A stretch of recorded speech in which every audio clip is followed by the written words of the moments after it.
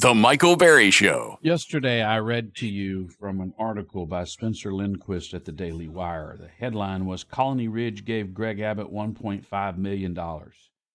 Here's what Greg Abbott gave Colony Ridge.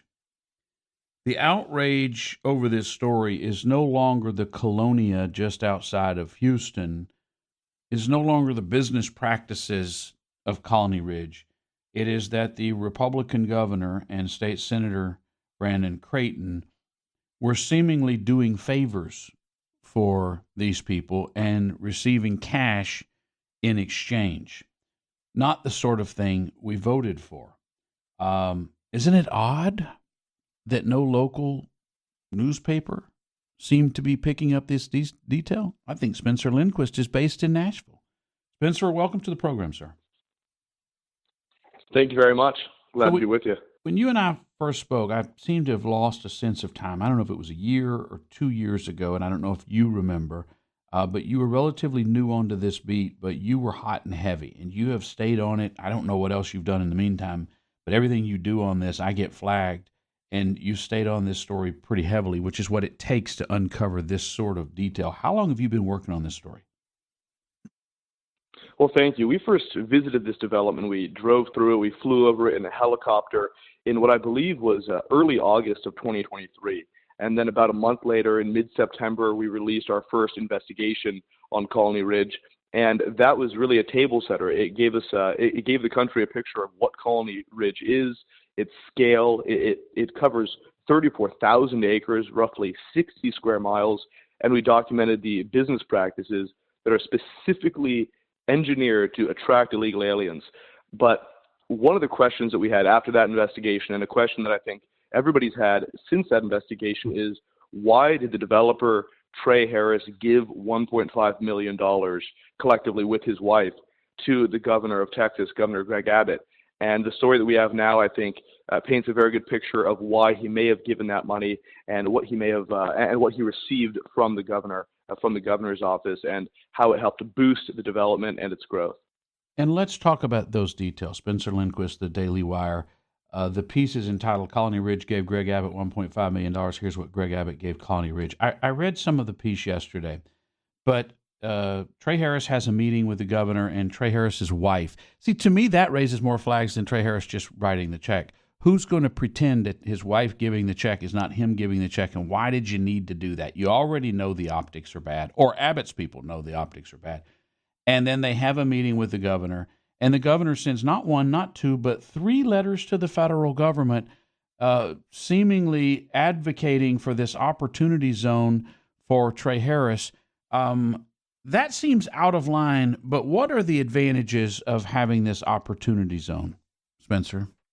Well, the opportunity zone status, this is monumental when you're trying to grow an area. You know, people who followed the Colony Ridge story will know that this area, before it was developed by Trey Harris and his brother John Harris, this was wetlands, this was hunting land, this was, it wasn't developed really in any way, shape, or form. And the entire Opportunity Zone program is meant to speed up, it's meant to accelerate development. This Colony Ridge, it's a place that's been called the fastest growing development in Texas. It's referred to itself as the fastest growing development in the entire country. And it hopes to have a population of 250,000 people, 250,000 people. That would be larger than various mid-sized cities across the country. I pointed out Knoxville, Tennessee, or Boise, Idaho, just for reference. But an Opportunity Zone status, what it does is it allows investors to take their capital gains from various other ventures and to invest them in an opportunity zone to shield those capital gains from taxes. If they hold those capital gains in an opportunity zone fund for 5 years, they get a 10% exclusion from capital gains tax on those gains. If they hold it for 7 years, they get a 15%. And if they hold it for a decade, they don't have to pay capital gains on that money whatsoever. So this is a way to just streamline capital into a development. It gives a special tax break. I think it's really important to understand this tax break wasn't for people who had already invested in Colony Ridge. This was a tax break for people who had yet to invest in Colony Ridge. This means that it was designed to streamline the flow of capital into Colony Ridge to accelerate its growth. And that's exactly what we've seen. If you look at a map of the development from 2017 or 2018 up until the present, this thing has grown incredibly fast, and it's no wonder that it advertises itself as the fastest growing development in the entire country.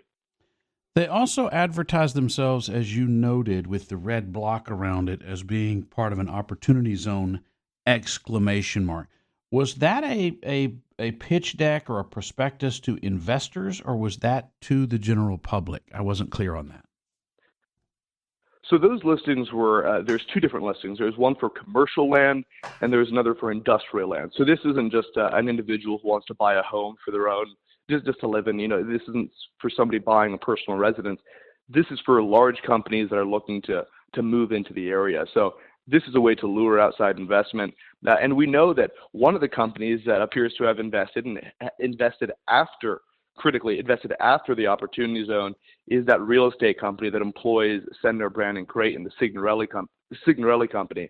They announced that they'd be building homes inside the development, and that was roughly a year, maybe a year and a half after that opportunity zone designation was made official. So, of course, that raises some questions, particularly given that Brandon Creighton was at that governor's mansion meeting in early 2018 with the governor of Texas and with Colony Ridge developer Trey Harris. And you find that of note, not just because he's a prominent state senator, well-liked by Dan Patrick, pretty popular amongst the Senate, expected to be a statewide elected official. Many people have said that Dan Patrick has chosen him to be his replacement as lieutenant governor when eventually Dan Patrick moves on, and that's not tomorrow. But that the rumor I've heard is that he has said, this is the guy I want to replace me and should replace me. And Creighton is built quite a power base for himself. And you note he's at this meeting, and he's the vice president of the home builder that then begins building homes in Colony Ridge after the meeting, right? Exactly. That's exactly right. And not only that, he does have some financial ties that are interesting as well. He received $5,000 in 2014 from Trey Harris. He received $17,000 from Coates and Rose. That's the lobbying group, the legal firm that actually runs some of the political districts on behalf of Colony Ridge. And his biggest donor is the CEO of the Signorelli company, Daniel Signorelli, who gave him $67,000. So he's got financial ties to all of these entities. And it very clearly looks like that company stood to gain from this opportunity zone status. What's really rich is he's the only one out of the three that responded when I asked specifically what happened at this meeting. We've got the meeting logs. These meeting logs came straight from the governor's office, so we know that everything here is completely and 100% accurate.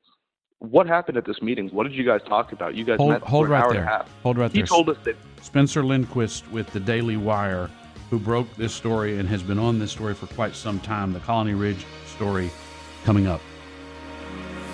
The Czar of Talk Radio.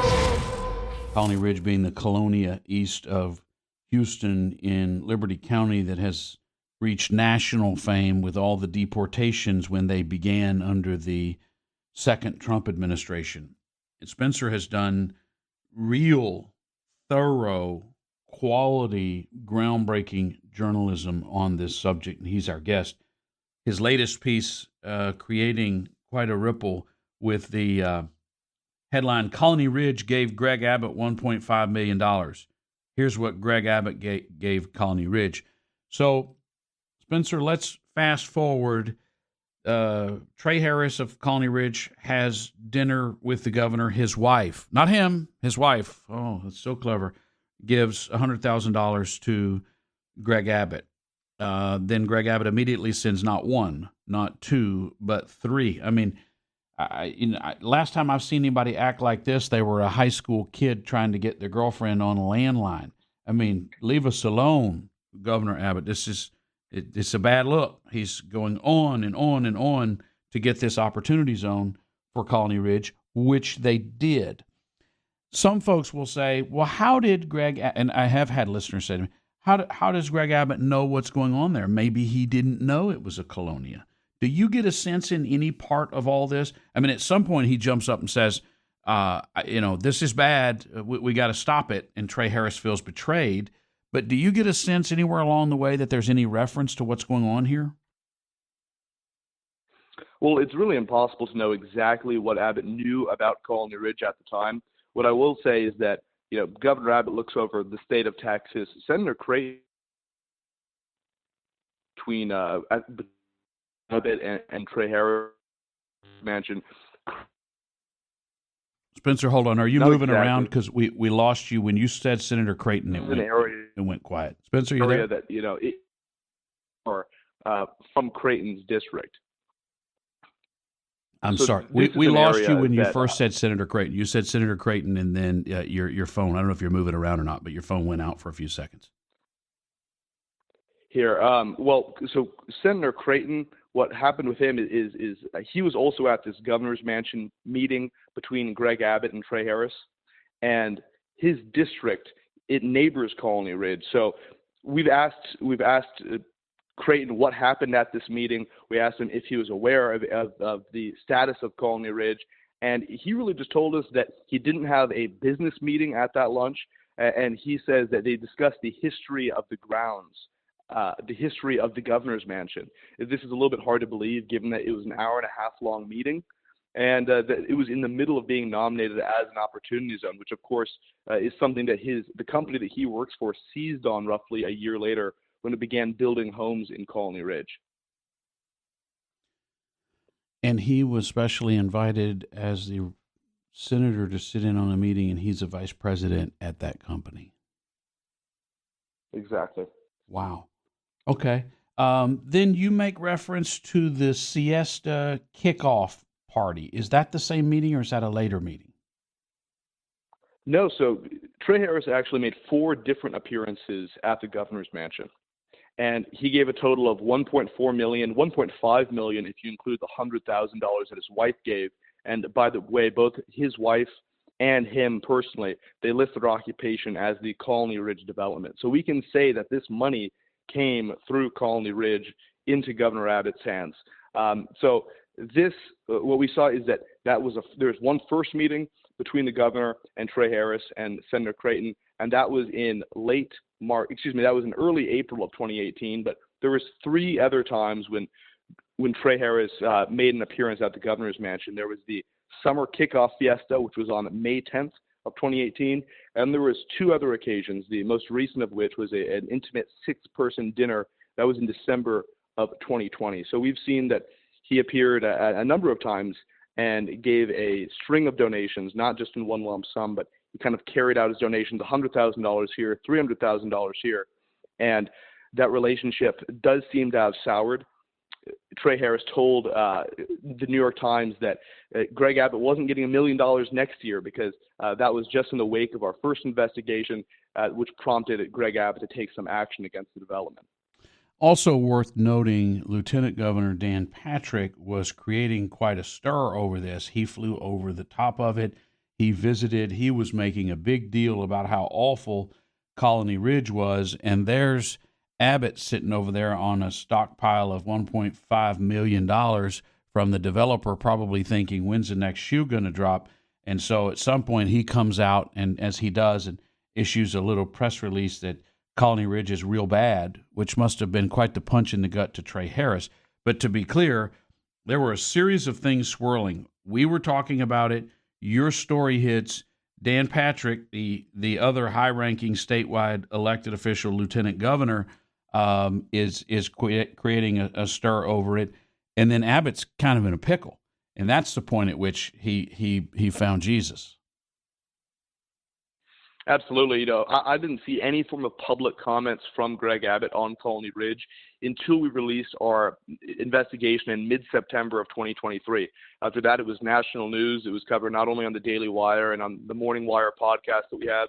It was also in Fox News. It was in outlets across the country. The New York Times, the Associated Press, the Washington Post, really all outlets across the political spectrum began covering Colony Ridge, and that is when Abbott first started taking action. So you can read his comment in our article, in our investigation that we published just yesterday at the Daily Wire, and he says that he took all these actions against Colony Ridge. Recently there was 118 people arrested who are expected to be deported from Colony Ridge, but it is worth noting that these actions only came in the wake of the investigations and the media pressure it didn't come before them, and we see this relationship, and I think we have an understanding of why that might be.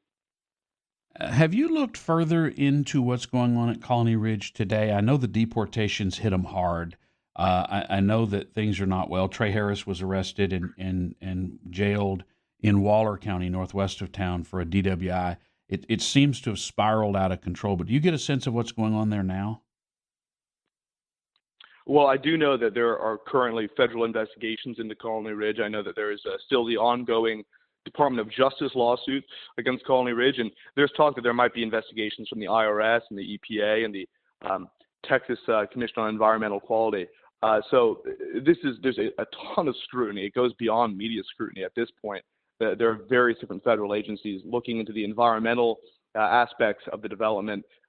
There is the IRS looking into the development. There's also this political body that was awarded to Colony Ridge, the MMD or the MUD. These are two different political jurisdictions that were awarded to Colony Ridge. And we actually found back in 2023 that there was a multi-million dollar, more than a $10 million contract that was doled out to people with connections to the developer and his family. So there is no shortage of threads to pull on when it comes to Colony Ridge. It really is a story that has everything. It's got political donations, it's got allegations of corruption, it's got environmental concerns, and of course, more than anything, it's got a massive amount of illegal immigrants in this area, crime and cartel members as well. So there is no shortage for journalists or even federal agents, no shortage of topics or threads to pull at for journalists or federal agents. Trying to put some distance between himself and this scandal, Greg Abbott, during the last special session, as you noted, got $40 million for state troopers to patrol the development. Imagine how bad things are. And 350 pounds of meth were found there. Spencer Lindquist, great job. This is what real journalists do. Bravo. Michael Berry Show. Michael Berry.